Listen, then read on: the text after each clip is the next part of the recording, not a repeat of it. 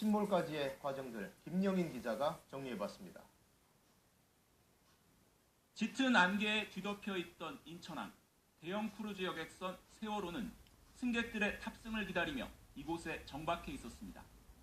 출항 예정 시간은 저녁 6시 반이었지만 안개로 인한 시정주의보가 내려지면서 출발은 계속 미뤄졌습니다. 하지만 안개가 다소 옅어지자 밤 8시 반 수학여행에 들뜬 학생들과 다른 승객들을 태운 뒤 9시 인천항을 떠났습니다. 출항 당시 세월호에는 단원고 학생 325명과 교사 14명, 선사 직원 29명 등 모두 462명이 타고 있었습니다. 차량 180대와 화물 3,600톤도 실려있는 상태였습니다.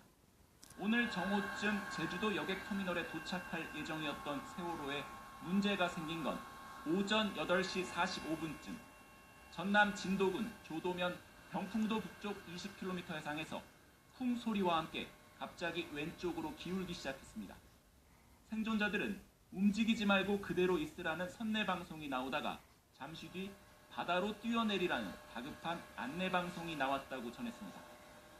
이후 세월호는 8시 58분 침몰 중이라는 조난 신호를 보냈고 해경과 해군이 오전 9시 반쯤 헬기와 경비함정 등을 현장에 급파해 긴급 구조에 나섰습니다. 그러나 세월호는 빠른 속도로 가라앉아 2시간 20여 분 만에 배 밑바닥을 드러내며 완전 침몰했습니다. 들뜬 관광객들을 태우고 출항한 지 14시간 20분 만이었습니다. KBS 뉴스 김영인입니다.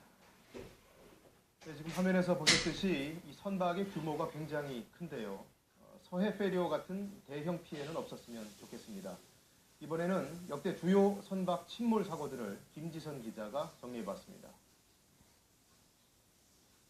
지난 1970년 남영호 침몰 사고는 지금까지 가장 많은 인명피해가 난 최악의 해상사고였습니다. 제주 서귀포항에서 부산항으로 항해하다 대마도 서쪽 100km 해상에서 침몰해 모두 323명이 숨졌습니다. 적재량을 초과한 과적과 항해 부주의 등으로 일어난 인재로 밝혀졌습니다. 가장 최근 대규모 인명피해가 난 사고는 서해 페리오 침몰 사고입니다. 1993년 10월 전라북도 부안군 이도면에서 여객선 서해 페리오가 침몰해 292명이 사망했습니다. 선박 출항 당시 기상 여건이 좋지 않았는데도 출항을 감행했고 무리한 기기 조작이 사고 원인으로 분석돼 전형적인 인재로 꼽힙니다.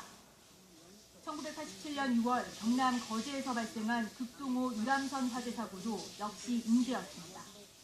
관광객 86명을 태우고 해금강 관광을 마치고 충무로 돌아가던 목조 유람선 극동호가 기관실 엔진 과열로 불이 나면서 침몰해 27명이 숨지고 8명이 실종됐습니다. 당시 사고 유람선의 기관사는 무자격자였고 극동호는 엔진 고장이 잦아 한 달 새 5차례나 정비했던 것으로 밝혀졌습니다. 이번 진도 여객선 침몰 사고는 현재까지 160여 명이 구조됐지만 아직 290여 명이 실종된 상태입니다. KBS 뉴스 김지선입니다. 네, 지금까지 나온 상황들 다시 한번 정리해 보겠습니다. 이민우 기자 나와 있습니다. 자, 이 기자, 예. 역시 지금 가장 걱정되는 것이 날이 어두워지고 있다는 건데요. 그렇습니다. 아무래도